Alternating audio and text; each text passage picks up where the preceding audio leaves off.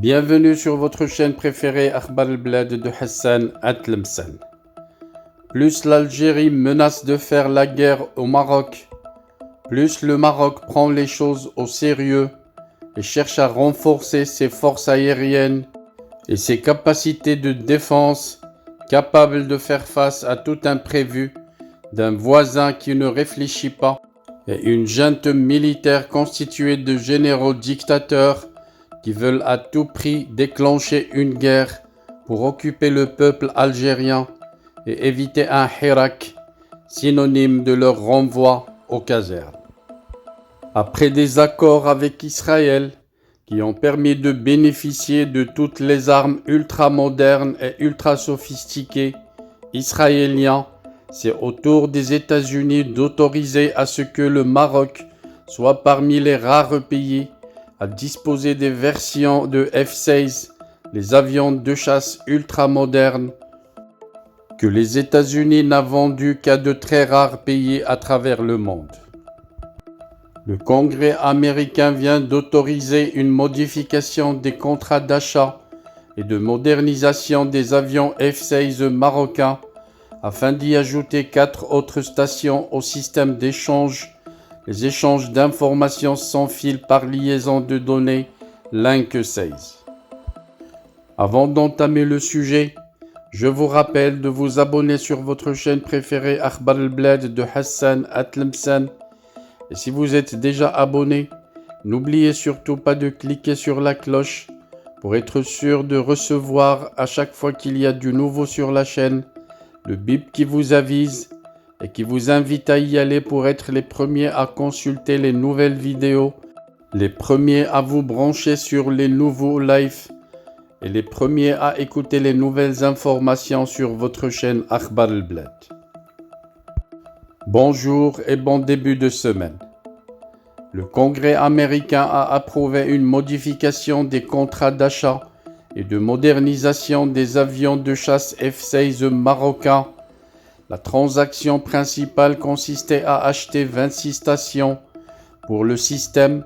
grâce auquel les informations de terrain peuvent être échangées en temps réel et d'une efficacité absolue quant à la sûreté de la transmission entre le pilote et la conduite au sol. Cette nouvelle survient quelques jours après que le Congrès ait demandé l'approbation de la vente de stations au sol pour le commandement et le contrôle fonctionnant avec la liaison de données Link 16. Pour rappel, le département d'État américain, via l'Agence de coopération en matière de défense et de sécurité, avait approuvé en août dernier la vente au Maroc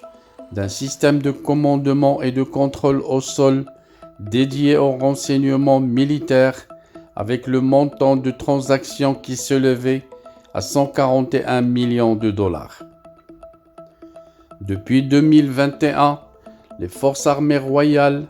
n'ont pas encore effectué de commandes sur le marché américain. La dernière en date est un contrat d'un montant d'1 milliard de dollars pour 4 drones de type Sea Guardian et des missiles de précision fabriqués par la compagnie General Atomics. Depuis décembre 2020, la commande est toujours en négociation au Congrès. Les députés et les lobbyistes pro-séparatistes et pro-algériens, en contradiction avec les accords d'Abraham qu'ils ont pourtant reconnus, menacent toujours de bloquer ce projet. Le Maroc est classé par le magazine Forbes, premier client dans la région MENA de l'industrie militaire aux États-Unis, avec un total de 10,3 milliards de dollars, dépassant en cela des monarchies du Golfe. En 2019, le Maroc avait conclu des contrats pour l'acquisition de 25 nouveaux avions F-16 de type D Block 72 pour un coût de 3,787 milliards de dollars. La rénovation de 23 F-16 existantes en vue, de les équiper de la configuration du F-16V pour 985 millions de dollars et l'achat de 24 nouveaux hélicoptères type Apache AH-64E le Maroc n'a de cesse de poursuivre sa stratégie de perfectionnement de ses systèmes et outils militaires de défense et vient donc de faire l'acquisition à ce titre d'un système de commandement et de contrôle au sol auprès des États-Unis. C'est via l'Agence de coopération en matière de défense et de sécurité que le département d'État américain vient d'approuver la vente au Maroc d'un système de commandement de contrôle au sol, comprenant également des équipements connexes, pour un montant de 141,1 millions de dollars. Dans un communiqué publié en août dernier, il était fait état de l'approbation par le département d'État de cette transaction et d'une notification au Congrès américain, approuvée dès lors afin de soutenir la politique étrangère et la sécurité nationale des États-Unis en aidant un allié majeur, non membre de l'OTAN, à renforcer sa sécurité interne, indiquait le document. Le deal comprend, en plus de la livraison de ces systèmes, la formation des éléments concernés parmi les forces armées royales, des services d'assistance technique et un soutien logistique, et entre dans le cadre de la modernisation des forces armées royales marocaines. Ces nouvelles acquisitions multifonctionnelles d'intelligence et d'information tactique interarmées permettront au Royaume du Maroc de disposer de moyens dissuasifs face aux multiples menaces dans la région, surtout ceux venus de l'Algérie qui utilisent les séparatistes pour déranger le Maroc et pour attaquer le territoire marocain. Le Maroc est d'ores et déjà engagé à moderniser son armée. Il est totalement habilité à intégrer ses équipements au sein de ses forces armées royales. Voilà donc le Maroc après la main tendue 2 fois à l'Algérie pour essayer d'éviter la guerre et de développer la région pour le bien-être des 2 peuples algériens et marocains. Voilà que le Maroc se trouve obligé de se défendre et d'acquérir tous les systèmes ultramodernes qui empêcheraient toute attaque improvisée par l'armée algérienne, actuellement dirigée par de vieux caporaux érigés en généraux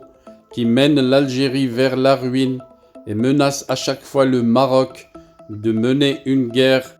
rien que pour réaliser cette autosatisfaction morale personnelle de se sentir une force, une puissance régionale dans la région. Ces caporaux des services secrets français qui dirigent l'Algérie depuis 1962 n'ont jamais cessé de menacer le Maroc d'un assaut militaire, rien que pour s'assurer d'avoir un ennemi sur le dos duquel le régime algérien met toutes les catastrophes qu'ils ont causées au peuple algérien. Le peuple algérien qui commence à se réveiller et qui menace de mener un Hirak pour libérer l'Algérie de ses militaires, ces foutus militaires qui ont détruit l'Algérie et qui ont volé toutes ses richesses en la laissant pauvre telle qu'elle a été en 1962.